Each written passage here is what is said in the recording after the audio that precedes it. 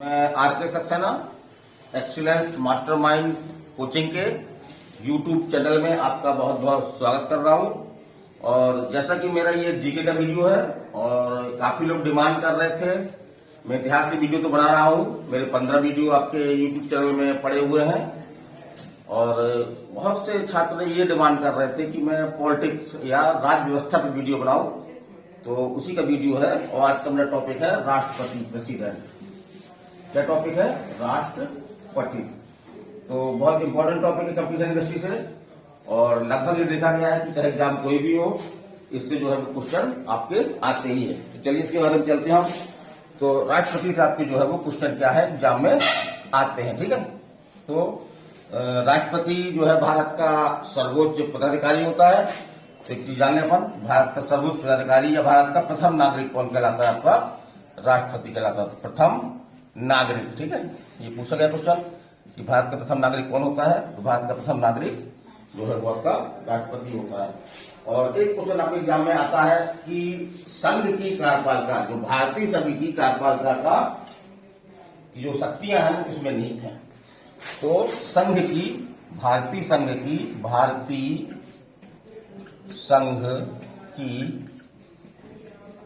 कार्यपालिका शक्तियां किसमें निहित है? राष्ट्रपति में निहित है, ठीक है। उसमें कई विकल्प रहेंगे आपके पास, प्रधानमंत्री भी रहेगा, राष्ट्रपति रहेगा, उच्चतम न्यायालय का मुख्य न्यायाधीश रहेगा। तो ये देखना है। चलिए आगे चलते हैं हम। और राष्ट्रपति बनने के लिए योग्यताएं क्या है ना? राष्ट्रपति बनने के लिए क्या योग्यताएं हैं? तो राष्ट्रपति बनने के लिए योग्यताएं क्या क्या है? योग्यताएं माने कोई व्यक्ति जो है वो राष्ट्रपति कब बन सकता है, क्या क्या योग्यताएं हैं। जैसे एमपी पुलिस के लिए योग्यताएं होती है, आपके पीएससी देने के लिए योग्यताएं होती हैं, उसी तरह से राष्ट्रपति पद के लिए क्या योग्यताएं हैं। तो देखिए कौन कौन सी हैं। पहली योग्यता है कि भारत का नागरिक हो। क्या योग्यता है? भारत का नागरिक हो, है ना। तो कोई भारत का नागरिक ही राष्ट्रपति बन सकता है, जरूरी भी है क्योंकि बहुत महत्वपूर्ण पद है, बहुत सारी गोपनीय जानकारी उसके पास होती है। तो कोई जो है वो बहुत सारी गोपनीय जानकारी होती है, देखना है हमको, ठीक है। और दूसरी योग्यता क्या है, जहां से क्वेश्चन आपका बनता है, आयु पूछता है कि कितने उम्र होनी चाहिए उसकी। तो उसका लिखा है 35 वर्ष की, कितना? 35 वर्ष की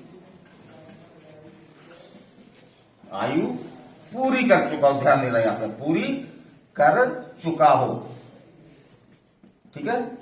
तीसरी योग्यता जो है वो क्या है कि लोकसभा, जो संसद के जो सदन होते हैं उसमें जो लोकसभा है, तो लोकसभा का सदस्य बनने की योग्यता रखता हो। क्या रखता हो? सदस्य बनने की योग्यता रखता हो, ठीक है। और चौथी योग्यता जो है, चौथी योग्यता हम यहां लिख दे रहे हैं। चौथी योग्यता है कि सरकार के अधीन, सरकार आपकी कोई भी हो सकती है, भारत सरकार हो सकती है, राज्य सरकार हो सकती है। तो सरकार के अधीन जो है वो लाभ के पद पर कार्य न कर रहा हो, लाभ के पद पर ना हो, ठीक है। तो कोई भी व्यक्ति, जिनमें ये 4 योग्यताएं हैं, फिर से हम रिपीट कर दें। पहली योग्यता क्या है? भारत का नागरिक हो, ठीक है। दूसरी योग्यता क्या है आपका? 35 वर्ष की आयु पूरी कर चुका हो। तीसरी योग्यता क्या है? लोकसभा का जो सांसद होता है वो सदस्य बनने की योग्यता रखता हो। चौथी योग्यता क्या है कि किसी सरकार के अधीन किसी लाभ के पद पर ना हो। जैसे कुछ अपवाद भी हैं, जैसे राष्ट्रपति का पद, उपराष्ट्रपति का पद, आपके प्रधानमंत्री का पद, केंद्र सरकार और राज्य सरकार में मंत्रियों के पद, इन पदों को जो है वो लाभ का पद नहीं माना गया है। चलिए आगे चलते हैं। हो सकता है आपका यहां से क्वेश्चन बहुत जल्दी बनता है, तो ये ध्यान में रखिए आप कि 35 वर्ष की आयु पूरी कर चुका हो। चलिए आगे चलते हैं। तो राष्ट्रपति का चुनाव किस तरह से होता है ये देखते हैं हम। राष्ट्रपति का निर्वाचन या चुनाव, चलिए चुनाव, ठीक, किसका चुनाव? राष्ट्रपति का चुनाव। तो राष्ट्रपति का चुनाव जो है वो डायरेक्ट नहीं होता बल्कि इनडायरेक्ट होता है। तो अप्रत्यक्ष रूप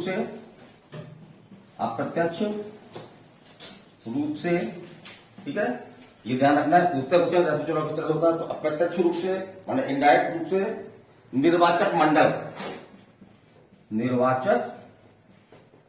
मंडल द्वारा, पद्धति एक जो फ्रांस से ली गई है, तरीका फ्रांस से लिया गया है, वो है आपका एकल संक्रमणि प्रणाली। क्या है? एकल संक्रमणि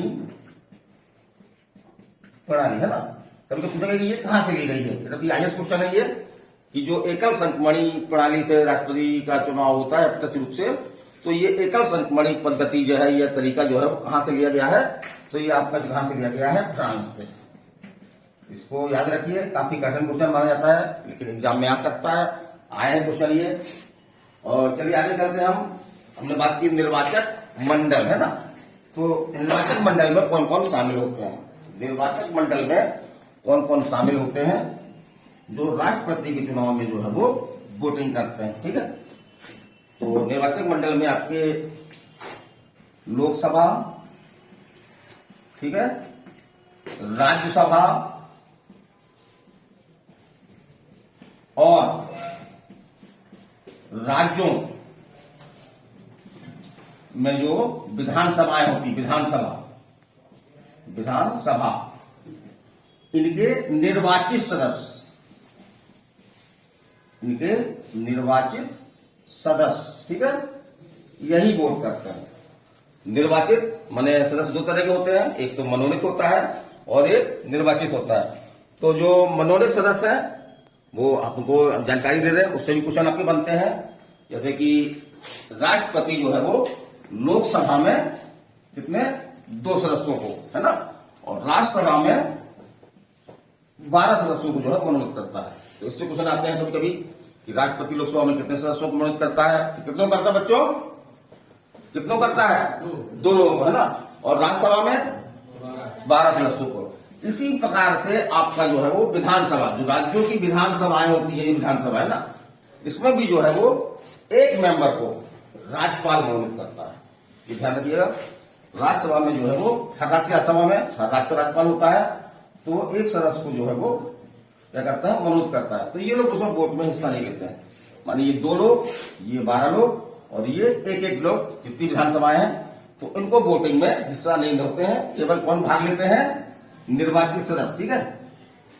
और कभी कभी ऐसा पूछता है कि कौन भाग नहीं लेते हैं, है ना, कौन भाग नहीं लेते हैं? तो 2 लोग भाग नहीं लेते, पहले हम बता ही चुके हैं। ये जो मनोनीत सदस्य है, कौन है बच्चों? मनोनीत सदस्य, है ना। कौन? मनोनीत सदस्य, है ना, ये भाग नहीं लेते। और जो राज्य, कुछ राज्य हैं जहां पे जो है विधान परिषद होती है ना, विधान परिषदें हैं, विधान परिषद, तो विधान परिषद के सदस्य भी जो है उसमें भाग नहीं लेते। यहां से एक बहुत महत्वपूर्ण क्वेश्चन बनता है, ठीक है।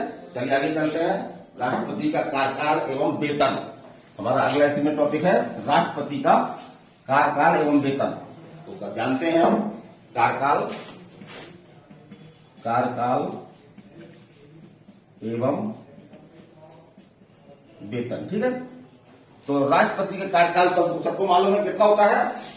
राष्ट्रपति का कार्यकाल कितना होता है? 5 वर्ष, है ना। Very good. राष्ट्रपति का कार्यकाल कितना होता है? 5 वर्ष, ठीक है, 5 वर्ष, इसको याद रखिएगा। और एक व्यक्ति भारत में कितनी बार राष्ट्रपति बन सकता है? तो इसकी कोई सीमा नहीं है। एक व्यक्ति चाहे जितनी बार, बशर्ते वो चुनाव जीत जाए। तो एक व्यक्ति कितनी भी बार राष्ट्रपति क्या होगा? बन सकता है। हमने कल चीज बताई थी आपको कि अमेरिका में ऐसा नहीं है। अमेरिका में क्या है? केवल 2 बार, है ना। अमेरिका में जो है वो एक व्यक्ति 2 बार राष्ट्रपति बन सकता है, लेकिन भारत में ऐसी सीमा नहीं है।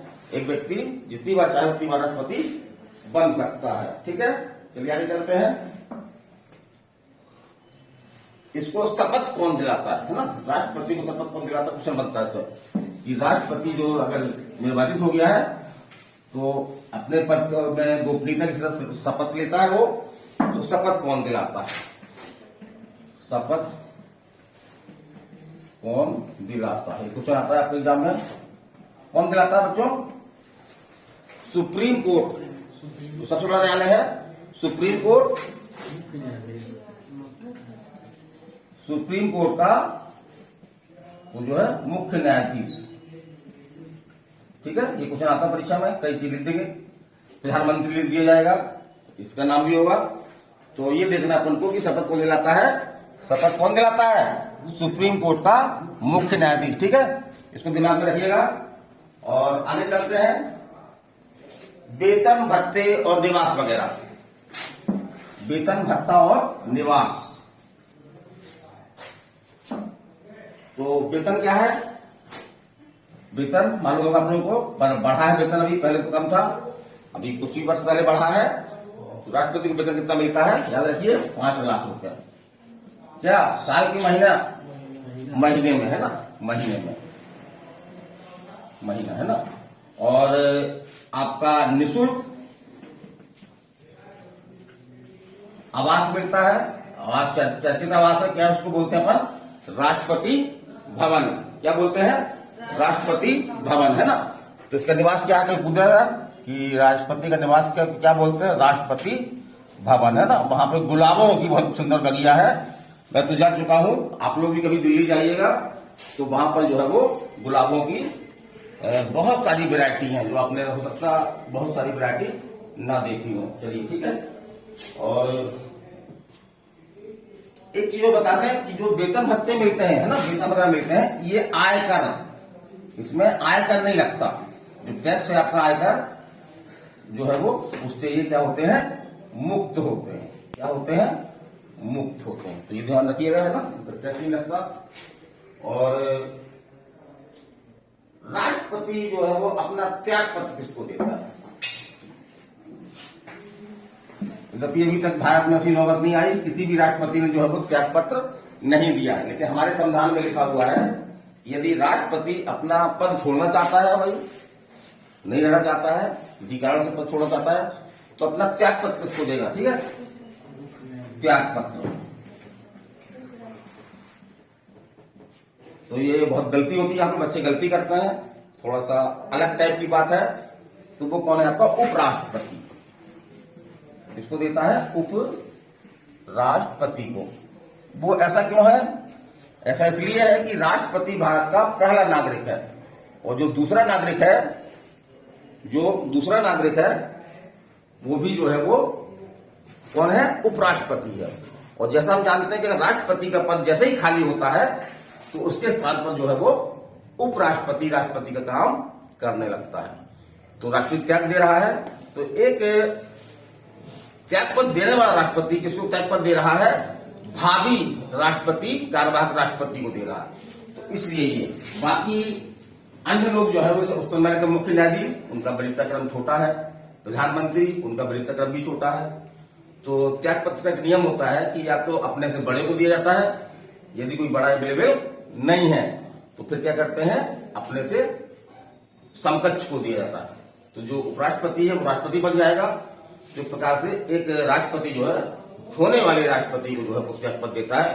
तो ये दिमाग में रख लीजिएगा, गलती बहुत होती है, कई लोग गलत करके आते हैं। बहुत सारे बच्चों को हमने समझाया ये, तो आप लोग इस तरह गलती ना करें। त्याग पत्र किसको देता है? उपराष्ट्रपति को देता है। चलिए ठीक है, और आगे बढ़ते हैं। राष्ट्रपति को क्या हटाया जा सकता है? भारत का राष्ट्रपति को नियुक्त हो गया है तो उसको क्या हटाया जा सकता है? तो इसका आंसर है हाँ। उसके लिए प्रक्रिया कौन सी है? कौन सी प्रक्रिया करती? महाभियोग। एक तो अभियोग होता है, और अभियोग से बड़ा होता है महाभियोग। तो महाभियोग द्वारा जो है वो राष्ट्रपति को पद से हटाया जा सकता है। ये किस अनुच्छेद में है? ये क्वेश्चन पूछता है। अनुच्छेद कौन सा है आपका? अनुच्छेद आपका 61। अनुच्छेद कौन सा है आपका? 61 है ना। कौन रह सकता है? सदन, संसद के सदन, है ना। सदन कौन कौन होता है? लोकसभा और राज्यसभा। ठीक है, तो इसमें कोई भी पहल कर सकता है। कोई भी पहल कर सकता है। और आधार क्या है भाई, कोई ना कोई गलती तो होगी राष्ट्रपति की, तो आधार क्या है, आधार लिख लीजिए। आधार वो है आपका संविधान का अतिक्रमण, संविधान का अतिक्रमण। तो क्या अभी तक किसी राष्ट्रपति को हटाया गया है? अभी तक किसी राष्ट्रपति को हटाया गया है? तो नहीं हटाया गया है ना। पूछ सकता है क्वेश्चन कि अभी तक कितने राष्ट्रपति को हटाया गया है, 1, 2, 3 या कोई नहीं। क्या आंसर होगा आपका? कोई नहीं, है ना। तो अभी तक किसी भी राष्ट्रपति पर जो है महाभियोग नहीं लगाया गया है। और महाभियोग में जो बहुमत मानेगा लोकसभा में लाया गया है, तो क्या बहुमत होगा? कुल सदस्यों की संख्या का 2/3, है ना। 2/3 मतलब 50% से अधिक, है ना, से अधिक जो है वो अगर समर्थन करते हो महाभियोग हटाने का उसको राष्ट्रपति को, तो वो हट जाएगा। इस तरह से फिर प्रस्ताव जो है वो दूसरे सदन में जाएगा। दूसरे सदन में इस तरह तरीके से हटाता है वो, तो राष्ट्रपति जो है वो अपना पद छोड़ देगा। इस अवसर पर राष्ट्रपति को जो है अपनी सफाई देने का मौका मिलता है। संसद में वो कार्रवाई भाग ले सकता है हटाने की प्रक्रिया में, और वहां पर जो है वो अपनी सफाई दे सकता है या अपना वकील के माध्यम से भी अपना पक्ष रख सकता है। चलिए और आगे चलते हैं। फिर आपका त्याग पत्र, ये बता चुके हम किसको देता है? राष्ट्रपति अपना त्याग पत्र किसको देता है? उपराष्ट्रपति को। वेरी गुड, है ना। किसको देता है? उपराष्ट्रपति को। और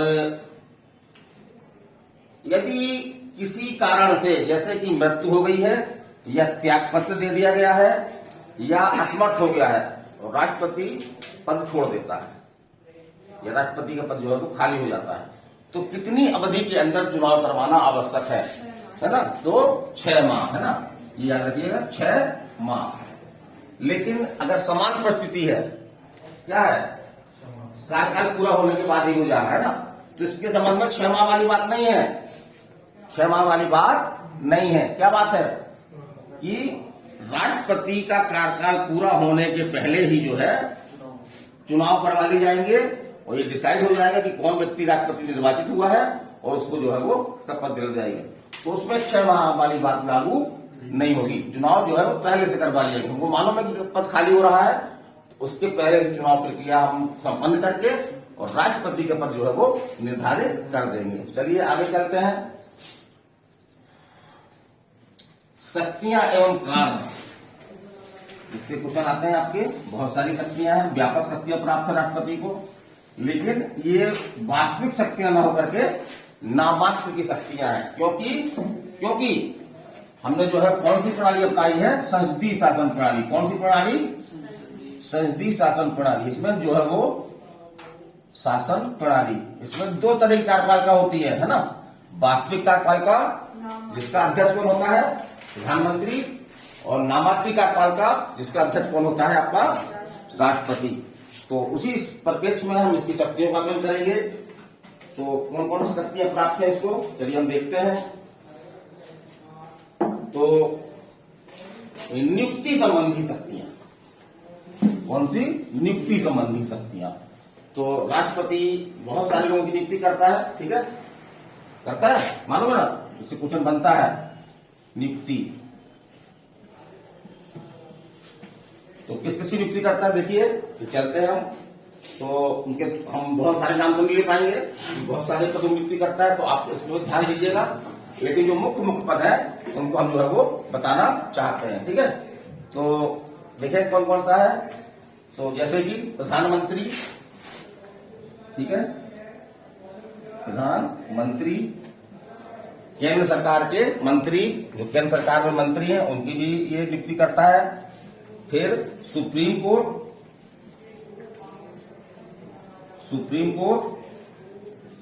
का जो मुख्य चीफ मजिस्ट्रेट होता है, मुख्य न्यायाधीश होता है, और जो न्यायाधीश होते हैं उनकी नियुक्ति भी करता है। फिर आपके उच्च न्यायालय, जो राज्य में उच्च न्यायालय होते हैं, ठीक होते हैं ना, हर राज्य में उच्च न्यायालय होता है, तो उस उच्च न्यायालय के मुख्य न्यायाधीश और न्यायाधीशों की नियुक्ति करता है।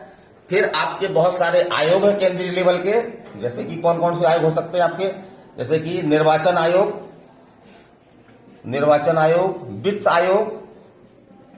वित्त आयोग, आपका SC आयोग, ST आयोग, OBC आयोग, तो इनके अध्यक्ष और सदस्यों की नियुक्ति भी कौन करता है?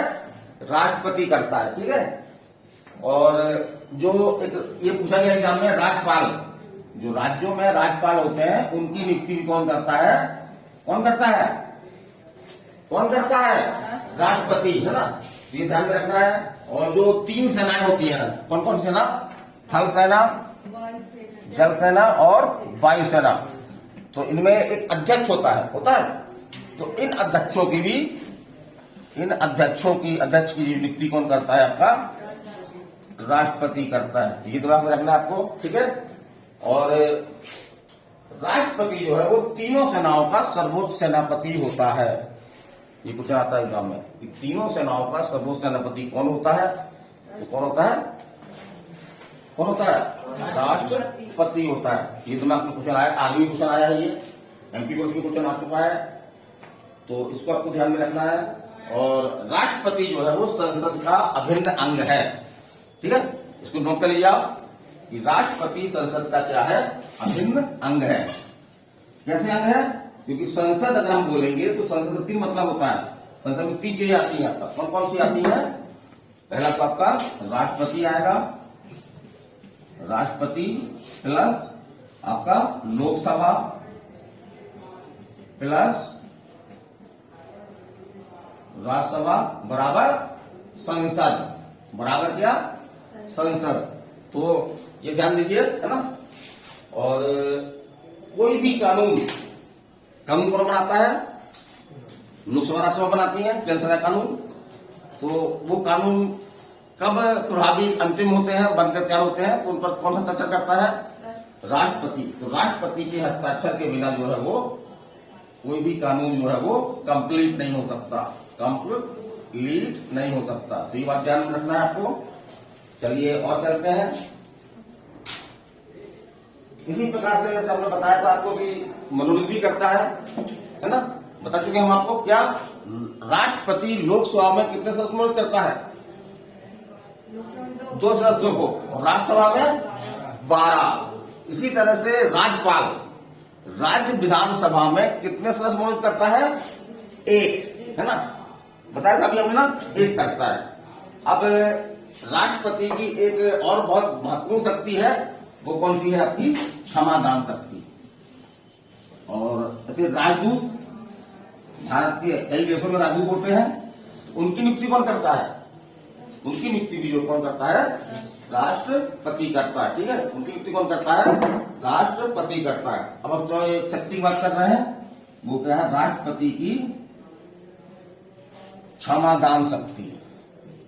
ठीक है। तो इसमें क्या कर सकता है राष्ट्रपति? अगर किसी व्यक्ति को फांसी सजा दे दी गई है, मृत्युदंड दे दिया गया है, तो उसको माफ करने का अधिकार जो भारत में केवल किसको है? राष्ट्रपति को है। तो फांसी की सजा, है ना, फांसी की सजा को जो है वो ये क्या कर सकता है? फांसी की सजा को जो क्या कर सकता है? माफ कर सकता है। ठीक है। और अन्य सजाएं हैं, जैसे कोई कारावास वगैरह है, तो उन सजाओं को भी ये समाप्त कर सकता है, या सजाओं को जो है वो क्या कर सकता है? कम कर सकता है। जैसे आजीवन कारावास, 10 वर्ष कारावास किसी को दिया गया है, तो राष्ट्रपति उसको घटा करके कम कर सकता है। ठीक है। और एक क्वेश्चन हम बता दें और कि किस अनुच्छेद में है ये क्षमादान शक्ति?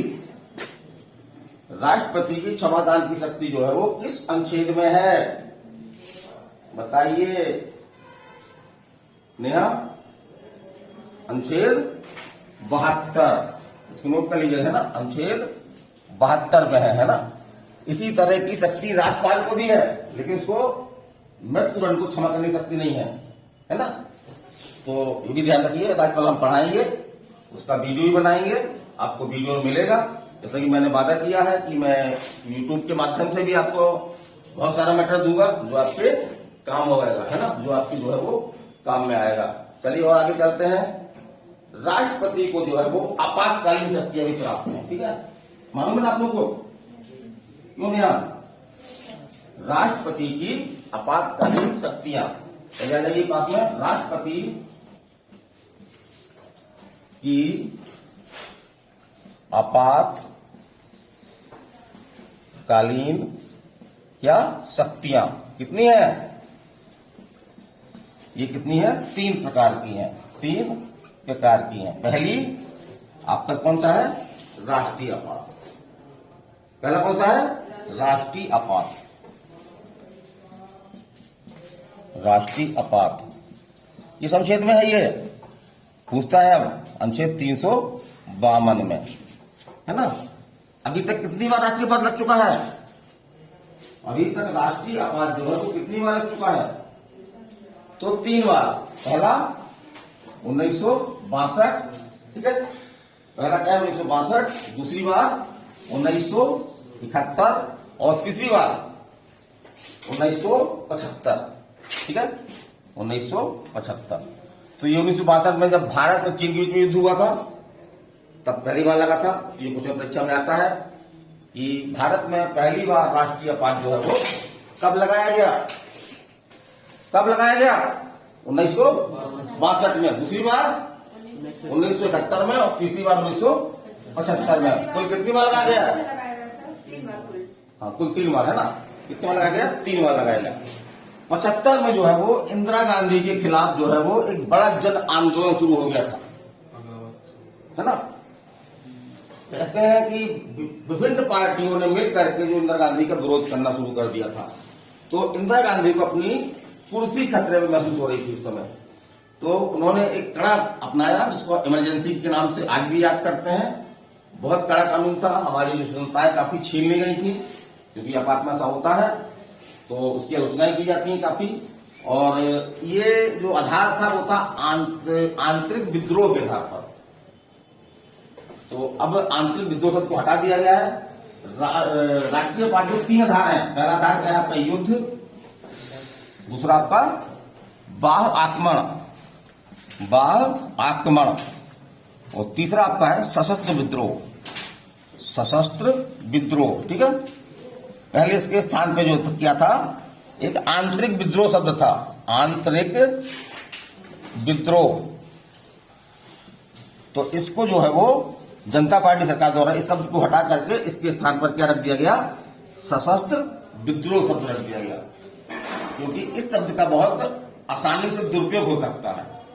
थोड़ी भी अशांति अगर आ गई तो उसको बोल देते हैं ये जो है वो। तो चलिए दूसरा पाठ कौन सा है? दूसरा पाठ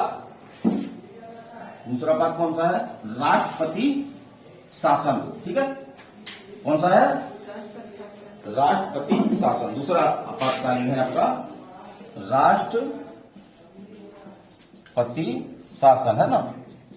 तो राज्यपाल की रिपोर्ट पर या राष्ट्रपति अपने विवेक से जो है वो किसी राज्य में यदि वहां की शासन व्यवस्था, क्या शासन व्यवस्था जो है वो संविधान के अनुसार नहीं चलाई जा सक रही है, संविधान के अनुसार नहीं चल रही है ना, तो वो राष्ट्रपति जो है वो राष्ट्रीय शासन की घोषणा कर सकता है, ठीक है। किस अनुच्छेद में है ये पूछता है? अनुच्छेद 356। इसको नोट कर लीजिए सब लोग। राहुल, अनुच्छेद 356 में है ना। ये एग्जाम में क्वेश्चन पूछता है और कभी कभी 356 की जगह पे जो है वो 256 भी दे देता है, तो हम लोग धोखा खा जाते हैं। 256 भी देता है तो हम क्या करते हैं? धोखा जाते हैं। तो याद रखिए 356 कैसे याद रखना है? आपातकाल कितना प्रकार का? 3 प्रकार का। 3 आएगा पहले, है ना। इससे अपन बना लें कि धोखा न खाए अपन लोग। और पहली बार राष्ट्रीय शासन कहां लागू किया गया? पहली बार कहां लागू किया गया था? पंजाब में। ये पूछ सकता है ना। पहली बार राष्ट्रीय शासन का प्रयोग जो है वो कहां पे किया गया? पंजाब में, है ना। फिर तो लगभग आज की डेट में बहुत सारे राज्य है जहां पर राष्ट्रीय शासन लग चुका है। शायद ही कोई ऐसा छूता राज्य हो जिसने राष्ट्रीय शासन का सामना ना किया हो। तो ये देख लीजिए पंजाब में लगा था 1951 में।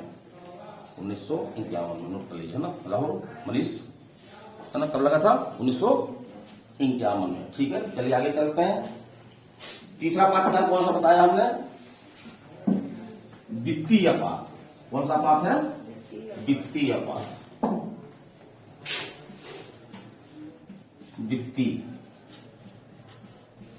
वित्तीय आपात, ठीक है। वित्तीय आपात किस अनुच्छेद में है? ये अनुच्छेद पूछता है अनुच्छेद 360 याद रखिए ना, तीनों के नहीं दे सकते हैं। 352, 356, 360। तो यदि भारत सरकार की जो है आर्थिक स्थिति इतनी गड़बड़ा गई है कि वो संतुलन बिगड़ गया है, तो ऐसी स्थिति में राष्ट्रपति जो है वो वित्तीय आपात की घोषणा कर सकता है और इसमें सरकारों को थोड़ा सा राहत मिल जाती है। तो एक क्वेश्चन तो ये पूछता है क्या अभी तक किसी वित्तीय आपात का प्रयोग किया गया? तो नहीं किया गया। अभी तक वित्तीय आपात का जो है प्रयोग एक भी बार नहीं किया गया। ठीक है, याद रखना इसको। राष्ट्रीय आपात कितनी बार किया गया? 3 बार। राष्ट्रपति शासन का उपयोग कितनी बार किया गया? तो 100 से अधिक बार हो चुका है। अब तो इसकी गिनती बंद कर दी गई है। अब क्या कर दिया गया है? इसकी गिनती बंद कर दी गई है। तो चलिए, ये वित्तीय आपात है। और कुछ राष्ट्रपति के बारे में कुछ अन्य फैक्ट भी हैं जो एग्जाम में आते हैं। तो हमने उनको टॉपिक दिया है, क्या दिया है? विविध। होता ना विविध, माने जो बचा खुचा है, विविध। ठीक है, इसमें बहुत सारे फैक्ट है। जैसे कि भारत का पहला राष्ट्रपति कौन है? भारत के प्रथम राष्ट्रपति राजेंद्र प्रसाद।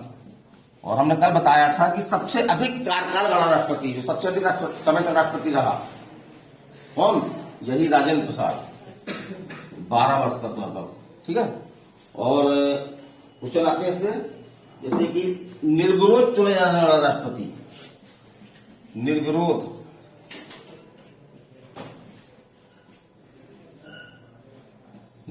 चुने जाने वाला राष्ट्रपति कौन है? कौन? नीलम संजीव रेड्डी। नीलम, याद रखिएगा, पूछा गया कहीं जाऊं में, नीलम संजीव रेड्डी। ठीक है, इसको याद कैसे करेंगे? चलिए हम कोडिंग बता रहे हैं। ना से क्या? निर्विरोध, और ना से नीलम, ना से नीलम। तो याद रहेगा ना, ना से निर्विरोध, ना से नीलम, ना से निर्विरोध, ना से नीलम।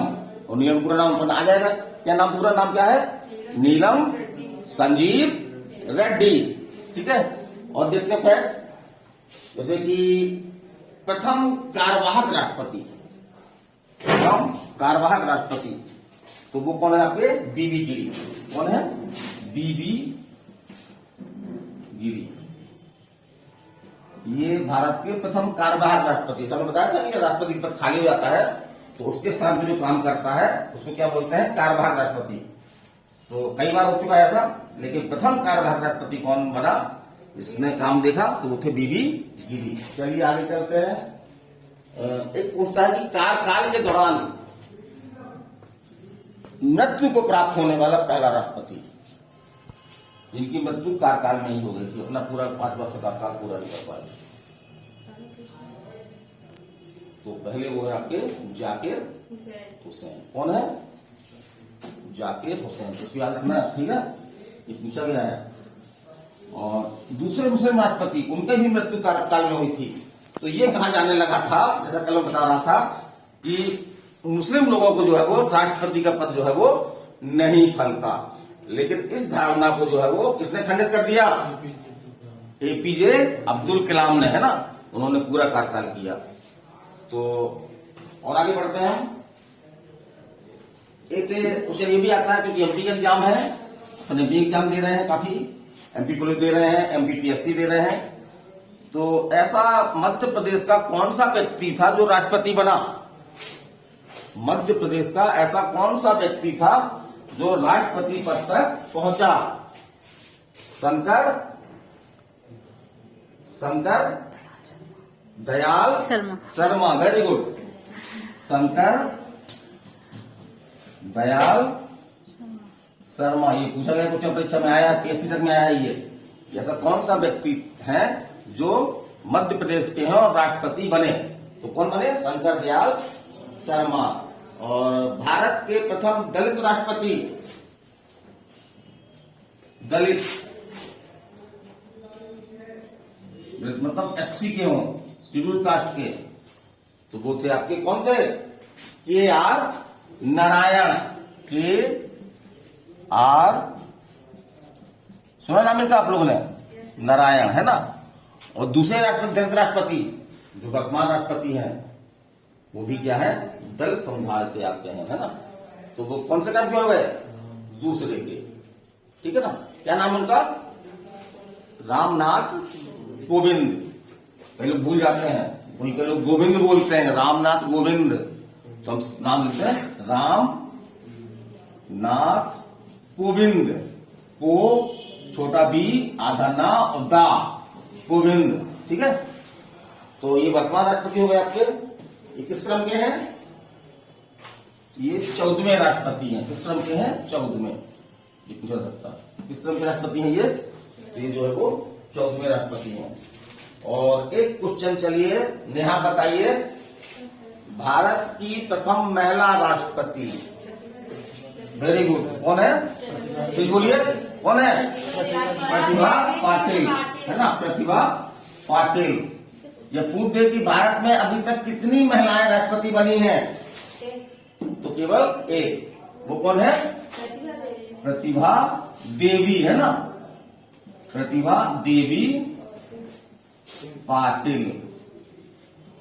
तो चलिए, इस तरह से ये हमारा राष्ट्रपति को मैंने कुछ सीमित समय में समेटने की कोशिश की। कोई भी महत्वपूर्ण फैक्ट जो है वो, कोई भी महत्वपूर्ण फैक्ट न छूटे। फिर भी हो सकता है कुछ फैक्ट छूट गए हो। तो ये मेरा यूट्यूब में चैनल में ये मेरी जो क्लास है, मेरी ओरिजिनल क्लास है, ऑफलाइन क्लास है, जो आपको यूट्यूब चैनल में अवेलेबल होगी। तो राष्ट्रपति के बारे में आपके मन में कोई भी क्वेश्चन उठ रहे हैं तो आप कमेंट के माध्यम से हमसे पूछें, मैं टाइम निकाल करके आपको जवाब दूंगा। तो मैं आर के सक्सेना आपसे विदा लेता हूं। नमस्कार।